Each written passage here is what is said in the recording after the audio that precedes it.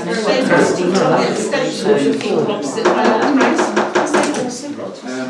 hour is 7 o'clock, so can we open our public session, please? Welcome everyone. George, I think you want to address the council. Yes. The Edward Symonds Tomb project I was to speak about. Parish councillors, for those of you aware, it will come as no surprise that it gives me great pleasure in telling you that the conservation of the above tomb at St Michael's Church has finally been completed. Well done, George. For the new members, I will say this project started in July 2018 when I asked for help from the parish council. The chest tomb is Grade 2 listed and is the only one of its type in the churchyard. Edward Symonds was the parish surgeon and died in 1781. He came from a well-known Brent Knoll family. In fact, his parents are buried inside the church. The project started with my interest in local history. I had noticed that a lot of the stone containing the details of who was buried inside was flaking off, and before long the details would be lost, as happens in many churchyards. I asked for assistance from the council, which they were happy to give. However, due to the many problems which arose over time, I decided not to continue with it. However, I'm happy to say that the Friends of St Michael's Church agreed that it was a worthwhile project, and so took on board with my help. I would now like to place on record my thanks to all who supported my idea: the parish council, private individuals and organisations. The job is now completed, and it is anticipated the tomb and the inscriptions will be available for future generations and visitors to our lovely churchyard for many years to come. As a little addition to it, it was actually 12 months ago, in October last year, the Friends of St Michael's Church were applying to Viridor for a grant, that I came along and asked the council for a letter of support, because we needed 10 letters of support, which we got easily, but the council were kind enough to furnish one of the 10. So yes, if you'd like to go and look at it, it's I do have a photo which we think was taken in 1918, and it looks in good condition at that time. So I'm very hopeful that it'll last for 100 years. Well done, George. Thank you very much. Yeah, congratulations on the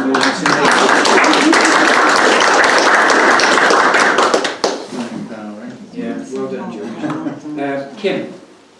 Hi, good evening everyone. I just want to give a brief update on the community shop. I'm one of the management committee members. We prepared the management accounts for the last 7 months up to the 31st of August. And everything's looking really healthy. Our turnover is up 13% from last year, and our gross profit margin, our gross profit is 17,064, and this is a gross profit margin of 24.6%. We've also managed to receive grants this year on top of this of 17,632. So we have a really healthy profit margin, which still enables the shop to offer goods at market or in some cases below market rates. We continue to operate with all volunteers with no paid members of staff, which is a real benefit on profits as well. You may have seen that a new EPOS till was installed last week, and all the volunteers are doing an amazing job using that. Credit to everybody that's had their training and using the new EPOS system. But what that will do is provide us with some really vital information on sales and products that are selling in the shop over the next few months. So we continue to meet with the parish council members on the shop and public toilet committee. We had a meeting on Monday where it was confirmed that the planning permission application has now gone in, so we're waiting to see that come up. And detailed drawings still need to be provided for the purpose of obtaining tenders, and we're waiting on this as well, working with the parish council. And we're also working with them for the public engagement event on the 26th of November, which will be a really good few hours for the residents and people to come in here and just look at some of the detailed drawings, hopefully by then, that we'll have. And part of that is the management committee have been sitting down and working at the layout of the space that we've got and how that will best fit to accommodate hopefully some more shelving, and the post office in a box is what was one of the key things that we wanted to get back into the village shop, and we're looking at using this post office in a box alongside where the new till section will be as well. So hopefully we've managed it that it will look and be a smooth, like an IKEA, so you have to come in and go around every shelf and look and see what's available. But yes, so that's kind of where we are at the moment. I don't know if anyone has any questions. Any questions? Okay. Can I just talk now with my village hat on then? Kim Wilcox, village agent for the...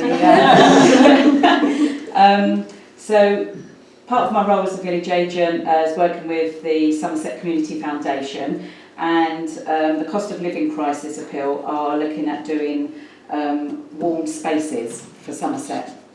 And there is an application that people can apply for, and I've been chatting to Owen about this, that you can ask for up to £1,000, and this is working with some community groups for a space during over the winter months that is open for about 4 to 5 hours once a week, where people can come and utilise that space and keep warm, meet other people. So it's really early stages. Owen's just trying to sort of link in with the church and find out how we can work with them. Obviously we're going to need volunteers to manage that space, but also look at existing groups that are happening at the moment, whether they can stay open a bit longer to utilise that. So we need to submit the application by the 31st of October. So we've got a few weeks left to be able to get all those bits up and running, but that's kind of something that we're looking at, and I think will be really vital within the village here. There's also another one, Kim, there's ASDA are also launching the same scheme. So there's a few of these kind of things flocking around at the moment, which is quite encouraging. Cheers. Any other questions of Kim? Kim, while I've got you here, there is one thing that's cropped up today in the village, which I wonder whether you can help with. One of our community is bedridden, more or less permanently, and he has 24-hour care 7 days a week. The person, don't want this to sound silly, but can't stay in bed too cleverly. He has a habit of falling out of bed. He could do with a bed that's got a frame to stop him falling out. Yeah, or the sides that come up. Could you help in that way at all? That would have to go through, I would imagine, adult social care, but it's something that I can liaise and support with. Could you? Doing that, so that's I'll not a problem. give you their contact details. Yeah. I think it would you get a call to go in and pick them up. Yeah. And of course the carers aren't able to do it. They're not, if you like, allowed to lift. Yeah. So it is a problem. Yeah, so we can prevent that from happening. Thank you. That's fine. Thanks very much. Okay. Thank you. Okay, it's our pleasure to co-opt a new member of the parish council this evening. No, this is the public meeting. Yeah. Okay. And we've got 3 candidates, and so what I'd like to do in the public session is invite Adrian, Alison and Steve just to address you informally before we have our formal meeting. So I'm I'm sorry to land this on you, Adrian, but would you like to introduce yourself and tell us about yourself? Stand up. Yeah, please. What do you want to know? And tell us why you'd like to be a councillor. The main thing is probably putting something into the community. Since I've been here in March last year, you know, I've got on really well with Royal British Legion, got involved in the shop. My wife died recently, so I want to put something back into the into the area, and obviously I want to live my days out here, and just want to help out because I'm retired now, so I've got time on my hands, as they put it, and that's it. Really, can't say too much because obviously we get upset.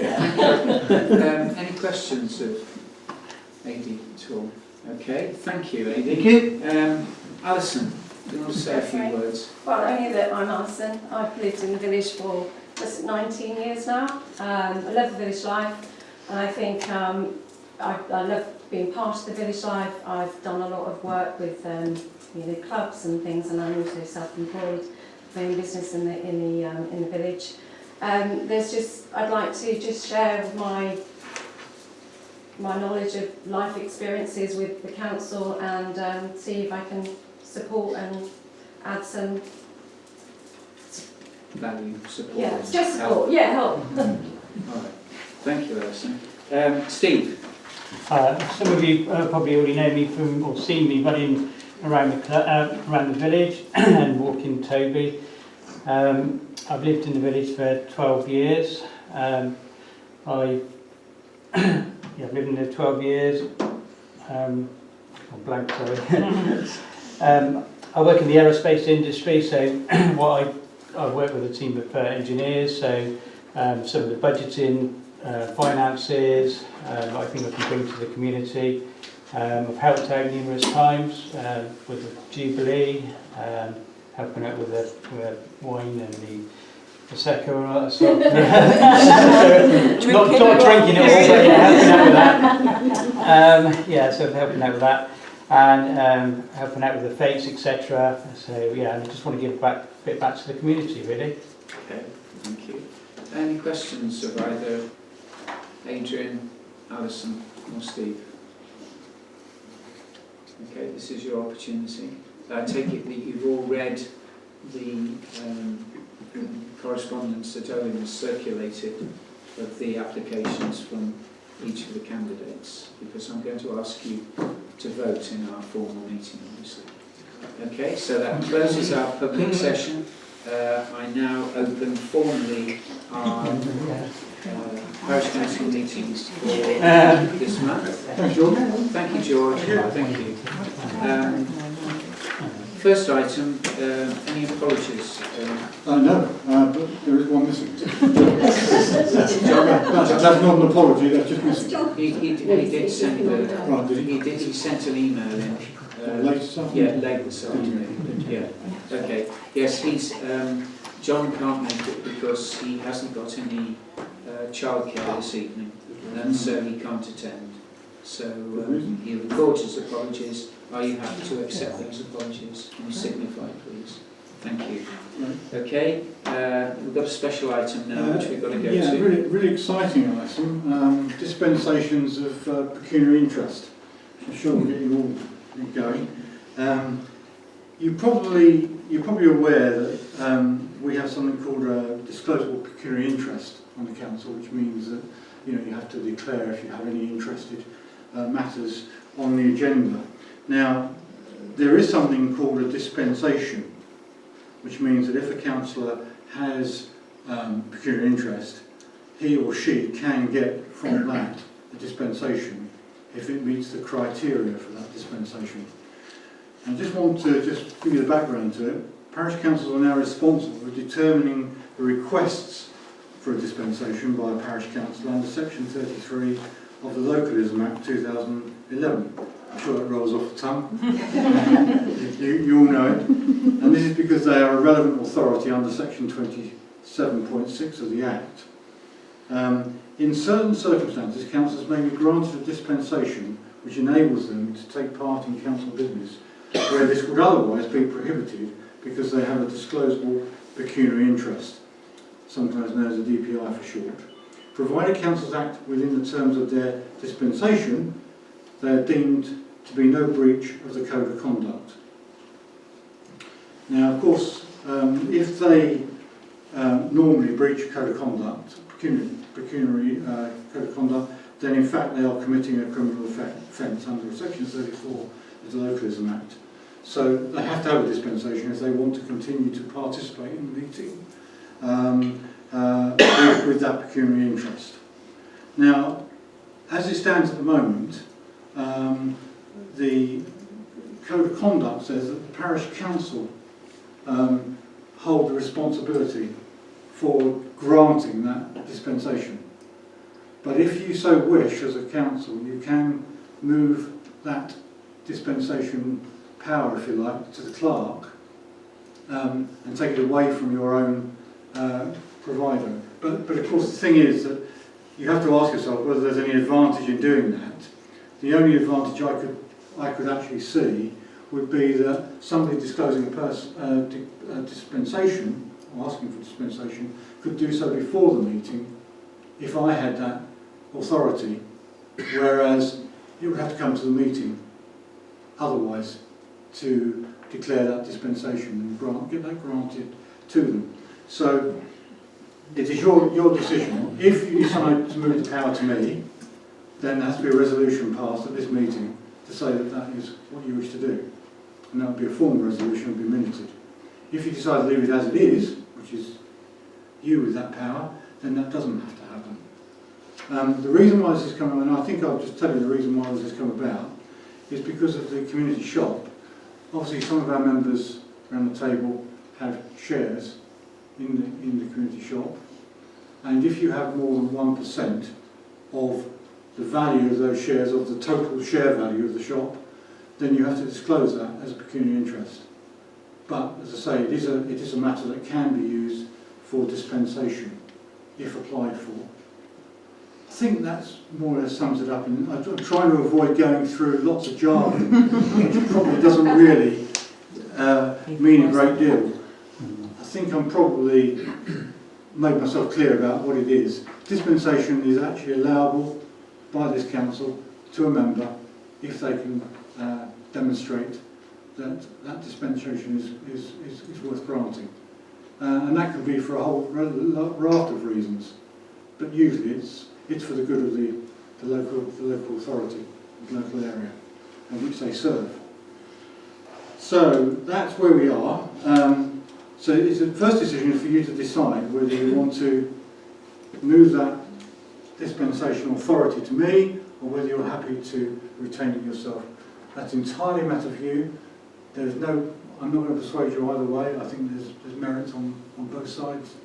You have to decide that before we get into the question of, is anybody going to actually ask for this dispensation? That's the next thing. But that's the next thing on the agenda.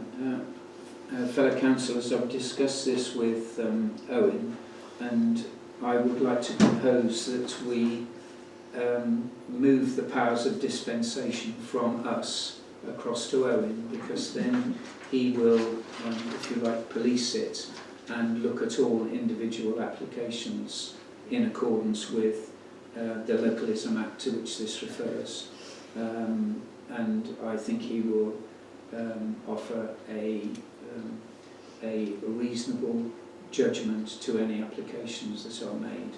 So that's my proposal, that we resolve to move those powers across to Owen and resolve ourselves from them. Just one thing I would say, that if the clerk actually changed at any stage, Then we'd have you would have to read it. Okay. Yeah.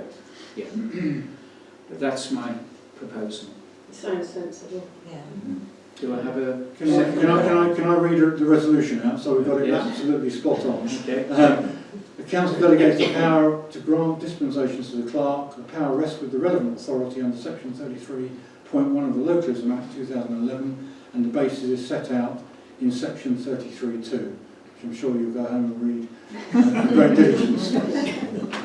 So that's the resolution. Okay, so you just need a... Yeah, That's the resolution. Seconded was David. All those in favour?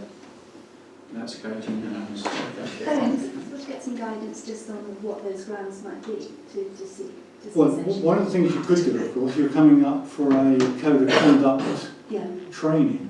I think it's on the 12th, I think, isn't it? You could raise it, because Melanie Wellman is running that at Sedgemoor. I would ask her the question. And it's a subject matter you might want to take up with her. Because she may have some different takes on it, of course. In fact, I'm certain she will. So that, I've certainly got some paperwork if you want me to. I mean, I'm not going to bore this meeting with all the detail, because by the time I finish, you'll be yawning your head off. So really, it's just a question that you've made the decision to make that change, and then it's not irreversible, by the way. I was going to say, how long does that last for? Well, if you find I'm doing a lousy job, you can move it on. You can take it back. You can take the power back. Karen? I was only going to say, I think in terms of how long a dispensation lasts, is that... No, how long does the decision to pass it over to Owen? Yeah. Yeah, I mean, And how long does a dispensation last? it can be changed back to you at any stage. And So how those long in our does a code of conduct. dispensation last? Sorry? How long does Well, a it dispensation depends. last? It can be either each meeting, Okay. or it can be for a period of 4 years. They're the two critical times. So either it needs to be an agenda item on each agenda, so that, you know, when we ask for decisions on pecuniary interest, that will be a separate item on the agenda. Do you have any wishes for a grant, you know, for a dispensation on this agenda? Okay. Or it can be given for a period of time. Well, my view is if you have it as an agenda item each time, you may as well leave the powers with the council. Yeah. So the best thing to do is to transfer it to Owen, and we'll review it every 4 years. Yeah. That just seems That's the opposite. a nonsense. Yeah. Well, not a nonsense, but the easy way of Complicated. dealing with it. Yeah. So we pass that. So we pass that resolution. So I have those back. Now, in the case of that power, I have. We've got to do things in the right order. I have actually got a request from Bob for a dispensation based on the fact that he owns more than 1% of the total share value by a margin of 1 share, I think. So he actually requires a dispensation from us, i.e. from me now actually, to continue to take part in the discussions regarding the community shop. Is that how you said it? Yeah, if I can, Chairman, just to clarify the situation, because obviously I've been coming to meetings and declaring a personal interest for some time. And basically what happened was when the full accounts came out in August for the shop, within there was displayed for the first time the total share capital. Now I knew I was one of 140 odd shareholders. It was only when I saw the total share capital it worked out that I got 4 shares, and if I was 3 I would have been okay, but because I got 4 shares it's a problem. I only have 1 vote even though I got 4 shares. So I went back to Sedgemoor and said, look, could you tell me, do I need to declare this, because it had taken me over the 1% and that's one of the triggers. They came back to me this week to say, we've looked into this now and yes, you do need to declare, but you ought to look at doing a dispensation, because ultimately, as we said to you before, you've got no financial benefit from this. And one of the things we looked at was you can't trade these shares. So the simple solution would have been to say, okay, I've got 1 too many shares, I'll give my share to somebody else, but I can't do that legally either because I'm stuck with the share. So I have to go for dispensation. That will in turn change if and when more shares are offered by the shop, and it goes over a £10,000, You'll be diluted. then I'm diluted down to 1% or less, and I don't have the problem anyway, but it's just legally because you need to make sure you've gone through the process properly. But that's why I needed to. So I wrote to Owen, hence asking for the dispensation, which is what's before him today. And I have the email here to evidence of that. So that is an official request for a dispensation, as far as I can see. And we're all learning a little bit on this, because this is a new thing for me actually. I haven't actually come across this before, so you know, it's a little bit of a learning curve for all of us. The obvious question that moves from that is, are there any other councillors that have in excess of 3 shares in the shop? If so, the same applies to you. No? Okay, that's good. Saves us worrying. Okay.